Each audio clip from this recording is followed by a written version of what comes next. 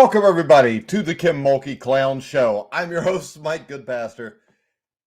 And Kim Mulkey, as we see her with her outfit, seems to be the show. Women's college basketball over the past 2 years, with the national championship game between LSU and Iowa last year between Angel Reese and Caitlin Clark, and then Caitlin Clark breaking the women's all-time scoring record. We're not even going to go into the Pete Maravich part. Pete Maravich played against higher competition because he is a man, and that's not to rip Caitlin Clark, because she is probably one of the two best women's college basketball players I've ever seen with Cheryl Miller.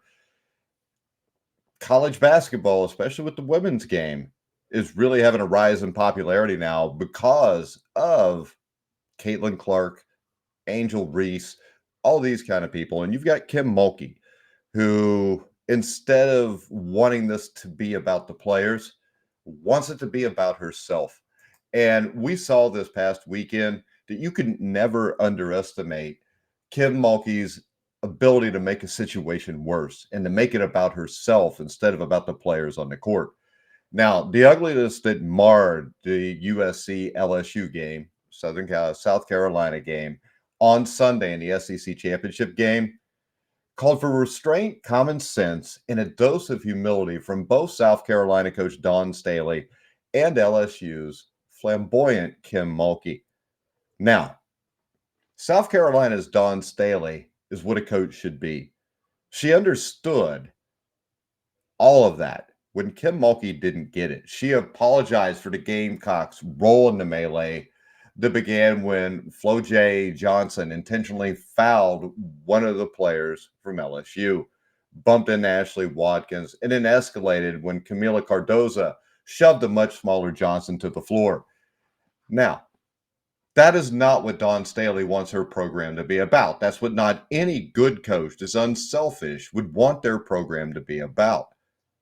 Mulkey, however, went in the opposite direction. She started off by saying, no one wants to see that ugliness. That's great. But then she went on to say, but I can tell you this. I wish she would have pushed Angel Reese. Don't push a kid. You're 6'8". Don't push somebody that little. That was uncalled for, in my opinion, Mulkey said. Let those two girls that were jawing, let them go at it.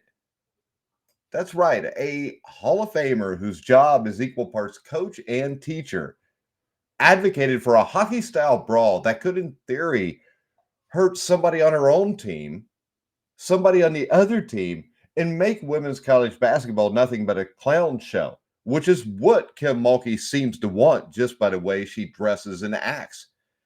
And it doesn't matter if it was said in jest or Mulkey was trying to make the point that Cardoza shouldn't have gone after someone 9 inches shorter.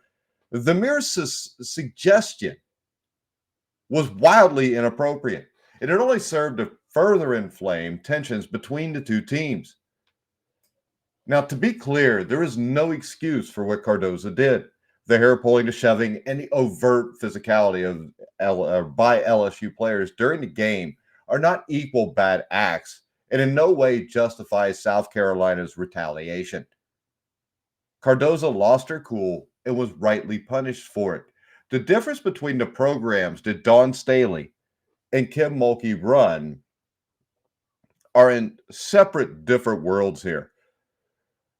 I mean, there's a discussion to be had about how the refs let the game go.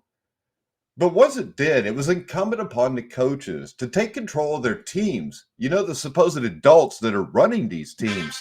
Now, to diffuse the situation, Staley did her part. Mulkey mostly did not. This shouldn't come as a surprise to anyone who knows Mulkey, who people will call a colorful figure in college basketball right now. You know, she takes the sidelines in these outlandish outfits. She makes stupid statements. She makes the game about her. If you look at the outfit she's wearing in the picture next to me, don't make it about you. I mean, you don't have to dress like a clown. I mean, she dresses usually somewhere between a clown and a hooker. It's absolutely disgusting. If you watched the LSU Iowa national championship game last year, she bullied the officials. Hell, I think she set a couple screens. She was on the court so much.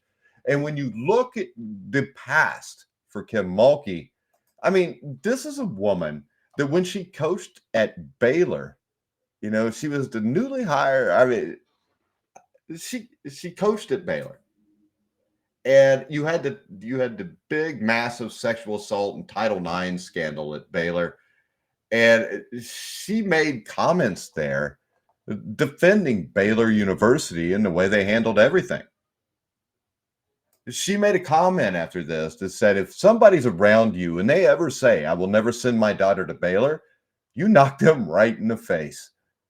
Such a good lady. And wouldn't you want your daughter taught the ways of life by this woman who thinks it's best to just punch somebody in the face when somebody offends you or somebody says something you don't agree with?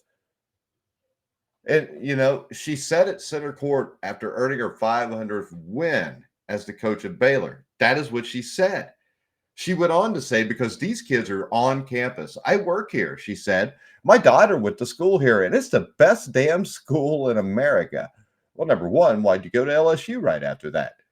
Now, if you don't remember and you want a refresher, the scandal in Baylor took off in 2015 when multiple football players faced accusations of sexual assault against women.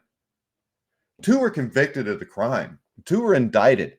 Between 2011 and 2015, at least 19 and as many as 31 players were accused of sexual assault and gang rapes. An independent probe by a law firm found institutional failure at every level at Baylor, as some top university employees failed to report cases and others tried to stop complaints from even being reported. Baylor's head football coach, AD, university president, and Title IX coordinator all resigned amid the scandal. And Mulkey went on to say, I'm tired of people talking it on a national scale that don't know what they're talking about. Mulkey said in a post-game press conference after initial remarks, if they didn't sit in those meetings and they weren't part of the investigation, you're repeating things that you heard. It's over. It's done. This is a great institution, she continued. The problems that we have at Baylor are no different than the problems at any other school in America, period. I don't know that I've seen other schools with the gang rape issues and everything, and everybody, quitting their jobs, people getting convicted, people getting indicted for this. My question is this to you. And my question is, if you or if Kim Mulkey, or put it like this, if Dawn Staley, if the situations in the comments were reversed and Dawn Staley would have called for violence, people would automatically say Dawn Staley was teaching a thug mentality in South Carolina for the very simple reason is that she's black. Kim Mulkey was this girl who won a national championship at Louisiana Tech in the early 1980s with her cute little ponytails. But she has become a monster if you look at her. She is an absolute disgrace to anybody that was an actual coach in any sport. Why would you dress the way she's dressed over here? You dress that way because you want the attention. You make dumbass comments because you want the attention. When the attention should go to Angel Reese and the rest of the LSU women's team, the way it should have went to Baylor. She parades out by herself before games. I've seen the video. I was going to pull it up here, but I didn't have time to put it up there. But she walks out like she's a cross between the president and a hooker. High heels, flamboyant. It's not about you, Kim Mulkey. It's about the players you coach, the players you teach, and the people you're supposed to make better people when they leave your institution. Sure, you've won 4 national championships, but in the end, Kim Mulkey is nothing more than a loser, guys. She's not what a coach is supposed to be. And I think it's very disgusting the way that people glorify her as being this great person when, once again, what would have happened if Dawn Staley would have made the same comments? That's my 2 cents on this. It has pissed me off ever since I saw her. This outfit is the one that really got me. If you're supposed to be a head basketball coach, be a head basketball coach. Don't be a clown. And that's what Kim Mulkey is. She's a clown. And if you let your kids go play for Kim Mulkey, you're not a very good parent, because I would not want my kid taught the ways that Kim Mulkey teaches kids and young women. So, Caitlin Clark, Angel Reese, y'all keep doing what you're doing. Maybe that will translate in the WNBA because we all know the NBA has pretty much died off. Maybe Caitlin Clark, Angel Reese, girls like that will bring an injection to the WNBA and make it a much better product of what we see with the NBA. The quality of play won't be because men are bigger, stronger, more athletic. But in the end, guys, nobody is wanting to watch the NBA because of the way the game is played anymore. So, women's college basketball, this could be like a Bird Magic moment with Caitlin Clark, Angel Reese, but we always risk the chance that maybe we see LSU Iowa in another epic final. And maybe Kim Mulkey's, the way she coaches her players, leads to a big brawl. How great would that be for women's college basketball? Did you get on the biggest stage? You got these huge TV ratings, and then all of a sudden you get women out there fighting because their coach condones it. Their coach encourages it. So I know ESPN, Kim Mulkey's the darling of ESPN.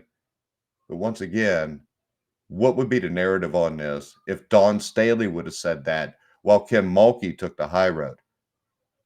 Unfortunately, we'll never know what the difference is because Dawn Staley, for the most part, takes the high road. She does what she's supposed to do. I would want my daughter to play for her. Kim Mulkey, you're just a clown. All right, guys, if you're going to bet on college basketball, women's college basketball, men's college basketball, whatever you want to bet on, go to BetMGM. It's the top sports book for betting on college basketball or any sport. You can click on the link in the description down below in YouTube, and you can follow me on X at Grueling Truth.